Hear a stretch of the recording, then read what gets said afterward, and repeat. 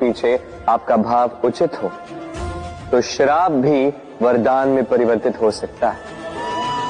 यदि आपके कर्म के पीछे आपका भाव अनुचित हो तो वरदान को श्राप का रूप लेने में अधिक समय नहीं लगता। ये सारा खेल है कर्मों का और भावों का। शुद्ध मन से खेलिए। तो वैसे भी आपके जीवन में संकट का आगमन आपके अहंकार का तो नाश कर ही देगा, किंतु इसके लिए संकट की प्रतीक्षा ही क्यों करनी।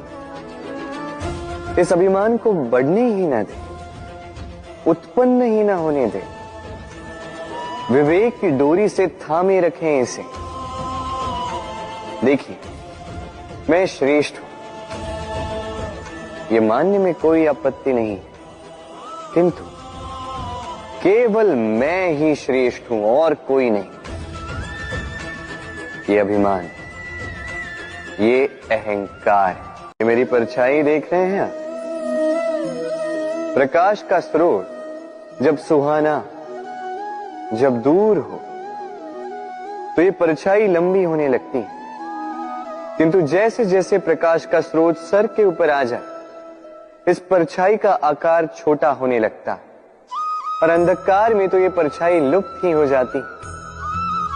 कुछ इसी प्रकार होता है हमारा अहंकार।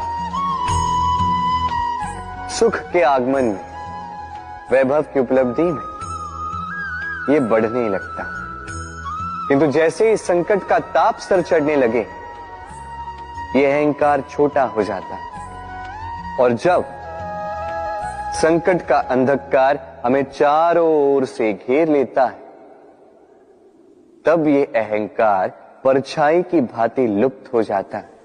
ये बुरे भले व्यक्ति, ये अच्छे बुरे व्यक्ति सभी के जीवन में आते हैं और सभी को एक अमूल्य सीख दे जाते हैं। अब आप स्वयं ही सोचिए, जीवन में जब पहली बार आपने अग्नि को स्पर्श किया तब आपको यह सीख प्राप्त हुई कि मुझे अग्नि से थोड़ी दूरी रखनी चाहिए। फिर धीरे धीरे आपने सीखा कि कैसे इस अग्नि को नियंत्रण में रखना चाहिए।